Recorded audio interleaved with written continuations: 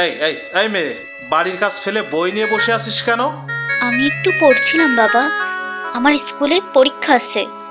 পরীক্ষা টরীক্ষা আমার দরকার নাই, আগে থালা বাসন মাজ, ঘরের সব কাজকর্ম কর। আমি বলেছি না যে কাজের মেয়ে হয়ে থাকবি? এখন বই নিয়ে বসেছে নবাবের বেটি। বাবা, দয়া করে আমাকে পড়তে দিন, আমি কাজ করেই পড়বো। আমি লেখাপড়া শিখতে চাই। কত বড় সাহস তোর, মুখের উপর কথা বলিস? দাঁড়া দাঁড়া, দেখাচ্ছি মজা তোকে। বাবা, ও বাবা, আর মেরো না প্লিজ, আমার খুব ব্যথা লাগছে। ও মা গো, আমার বাঁচাও। এই যে কি করছেন? ছোট নিষ্পাপ মেয়েকে মারছেন? থামুন থামুন বলছি, মেরে ফেলবেন নাকি? তোমার মেয়ের পড়াশোনা এই বাড়িতে হবে না। আমার কথা না শুনলে খুব খারাপ হয়ে যাবে। কাঁদিস না মা, আমি তোকে জীবন দিয়ে হলেও রক্ষা করব। আমাদের কপালটাই খারাপ, না হলে তোর বাবা মারা যাবে কেন?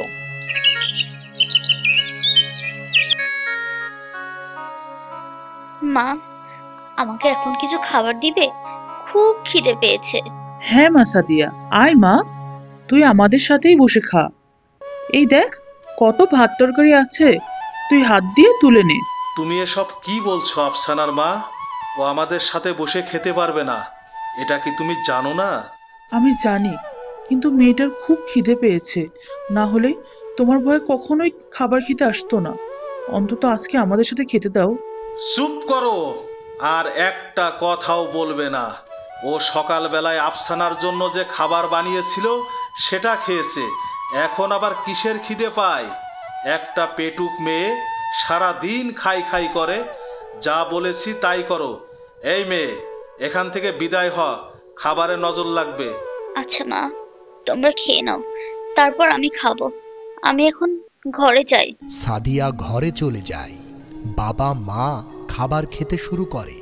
কিছুক্ষণ পর সাদিয়া আবার মায়ের কাছে আসে খাবারের জন্য।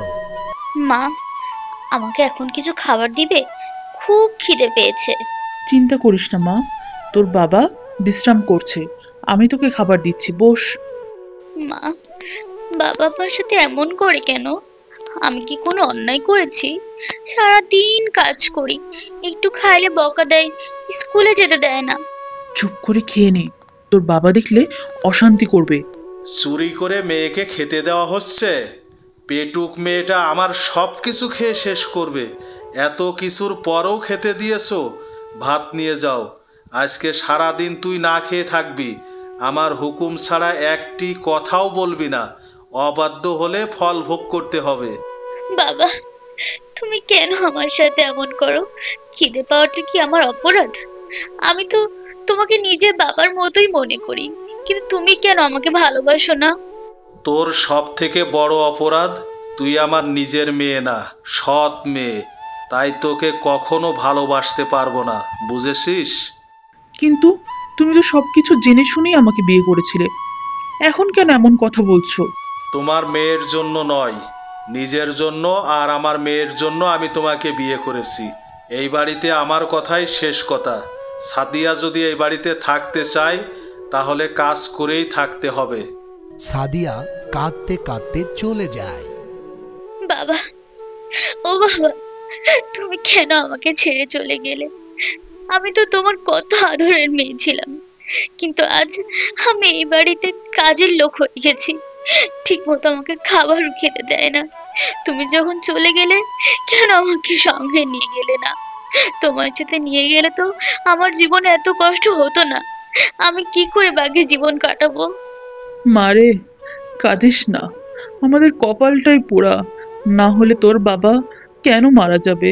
একটু সহ্য কর মা, একদিন সব ঠিক হয়ে যাবে। আমার লক্ষ্মী সোনা, আর কষ্ট পাস না।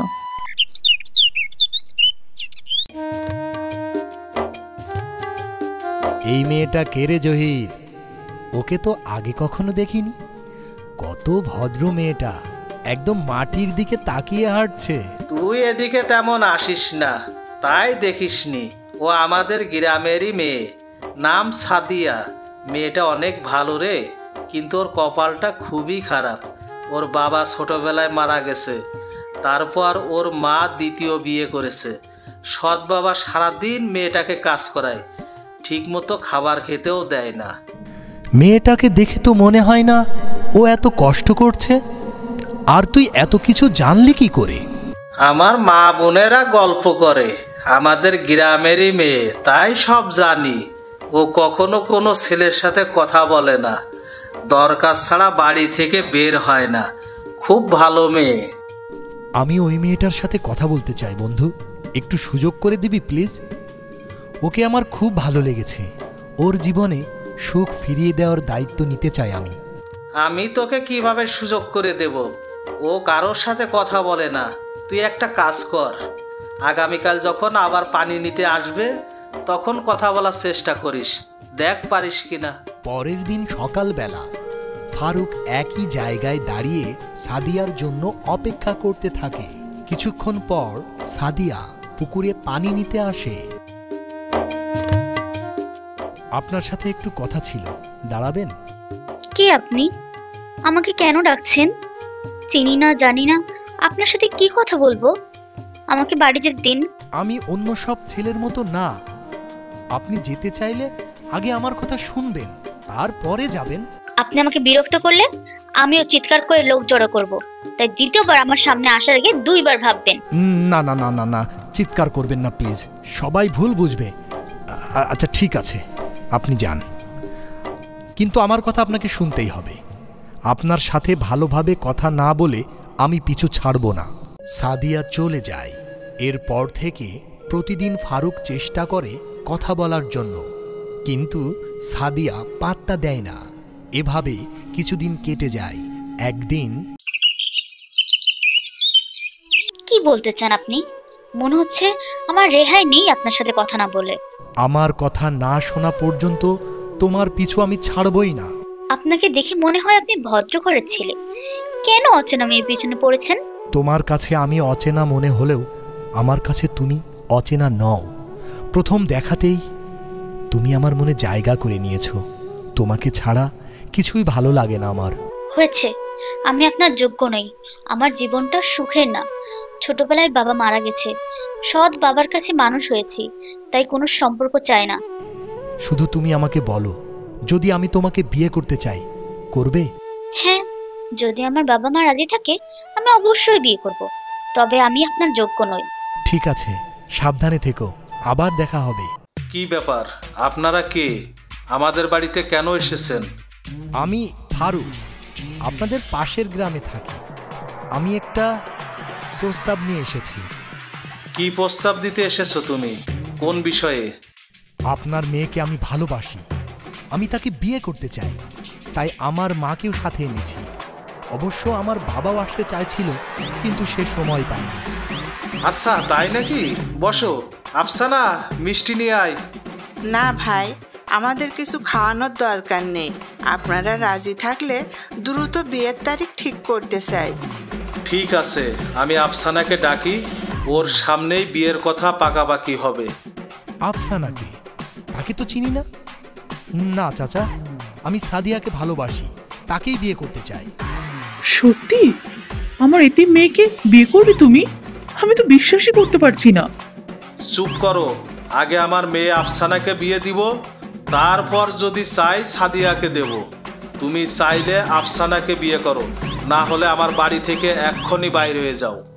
সাদিয়াও তো আপনার মেয়ে, কেন এভাবে তাকে অস্বীকার করছেন? আমি শুধু সাদিয়াকেই ভালোবাসি। তোমাদের সাথে একটাও কথা বলতে চাই না। চলে যাও এখান থেকে, না হলে খুব খারাপ হয়ে যাবে। মানুষটাকে কষ্ট দিতে চাইনি, কেন যে আমার মতো একটা মেয়েকে ভালোবাসলো।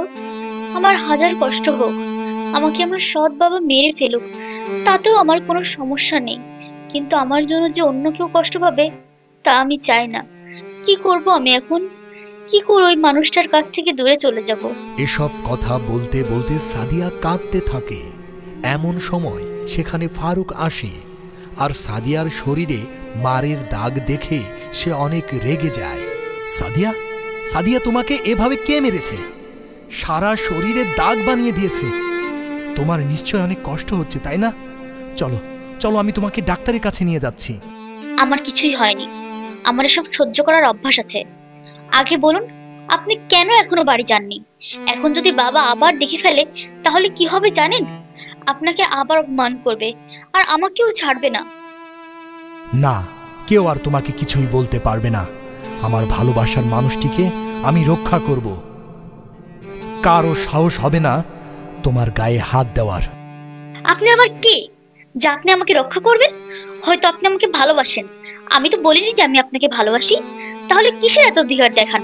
চলে যান আপনি এখান থেকে, আর কখনো এখানে আসবেন না। চলে যান আপনি। তুমি কি সত্যি আমাকে ভালোবাসো না? যদি ভালো না বাসো তবে তবে কাঁদছো কেন? হ্যাঁ, আমি আপনাকে ভালোবাসি, কিন্তু মা আর বাবাকে কষ্ট দিয়ে সুখী হতে পারবো না, তাই দূরে থাকতে চাই। এটাই যথেষ্ট। তুমি যে আমাকে ভালোবাসো এটাই শুনতে চেয়েছিলাম।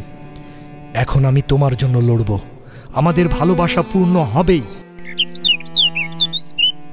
তুমি আমাকে এখানে কেন ডেকে এনেছো বাবা? কিছু কি বলবে? আন্টি, আপনি তো সাদিয়ার নিজের মা, তবুও তার উপর এত অত্যাচার সহ্য করেন, কোনো প্রতিবাদ করেন না? কি করবো বাবা, প্রতিবাদ করলে ঘর থেকে বের করে দেবে। মেয়েকে নিয়ে কোথায় যাব? সমাজও তো নিষ্ঠুর, তাই চুপ থাকতে হয়। সমাজের ভয়ে মেয়ের জীবন নষ্ট করছেন। আন্টি, আন্টি, আপনি সাদিয়াকে আমার হাতে তুলে দিন। আমি তাকে বিয়ে করে আপনাকে নিজের মায়ের মতোই সম্মান দেব, কিন্তু দয়া করে আর অন্যায়ের পাশে থাকবেন না। শোনো, আগামী শুক্রবার আমার সাদিয়াকে বিয়ে দেবো। তুমি যদি আমার মেয়েকে ধুমধাম করে বিয়ে দিতে না দাও তাহলে আমার মেয়েকে নিয়ে আমি বাড়ি ছেড়ে চলে যাব। বিয়ে ফাইনাল করে এসেছি। চুপ করো, এসব কি বলছো? তোমার কি মাথা নষ্ট হয়ে গেছে? তোমাকে বলছি না সাদিয়ার কোনো বিয়ে হবে না। আগে আফসানার বিয়ে হবে, তারপর যা করতে হয় করব। তুমি আমার মুখের উপর কোনো কথা বলবে না। আমি যে সিদ্ধান্ত নিয়েছি সেটাই হবে, আর আজ থেকে আমার কথাই এ বাড়িতে শেষ কথা। কি বললে তুমি? আমার সাথে তুমি এভাবে কথা বলতে পারলে? আমি আজই আমার মেয়েকে নিয়ে এই বাড়ি থেকে চলে যাব। থাকো তোমার মেয়েকে নিয়ে তুমি। মা, তুমি চুপ করো। বাবা, আমরা চলে গেলে আপনি এই বয়সে বউ হারাবেন, একা হয়ে যাবেন। আপনাকে কে দেখাশোনা করবে? একটু বোঝার চেষ্টা করুন বাবা। আমি কখনো আপনাকে সৎ বাবা ভাবিনি, নিজের বাবাই মনে করি। মা, তুমিও শান্ত হও, সবাই মিলেমিশে এই বাড়িতে থাকবো। আমি এই বয়সে একা কিভাবে থাকবো? আর সাদিয়া, তুই আমাকে বাবা বলে ডাকলেও আমি তোর বাবা হতে পারিনি। আজ তুই আর তোর মা চোখে আঙ্গুল দিয়ে বুঝিয়ে দিলি আমি ঠিক কতটা খারাপ। তোর উপর এত অত্যাচার করার পরেও তুই আমার হয়ে কথা বলছিস। তুই আমাকে ক্ষমা করে দিস মা, তোর বাবা হয়ে উঠতে পারিনি আমি। না বাবা, এমন কথা বলো না। তুমিই আমার বাবা, তুমি যেমনই হও তুমিই আমার বাবা। ওগো, তুমি আমাকে ক্ষমা করে দাও। আমি কথা দিচ্ছি এখন থেকে সাদিয়াকে আমি আর কোনো কষ্ট দেব না। গিন্নি, তুমি দয়া করে আমাকে ক্ষমা করে দাও। যদি তোমার কথা সত্যি হয় তাহলে যাও, সাদিয়ার বিয়ের সমস্ত আয়োজন তুমি করো। দেখি তুমি সাদিয়াকে ঠিক কতটা ভালোবাসো। আমার বড় মেয়ে সাদিয়ার বিয়ে বিশাল আয়োজন করব। এলাকার সব মানুষকে দাওয়াত দিব আমার মেয়ের বিয়েতে। তোমরা সবাই ঘরের কাজকর্ম করো, আমি বিয়ের বাজার করতে যাই গিন্নি।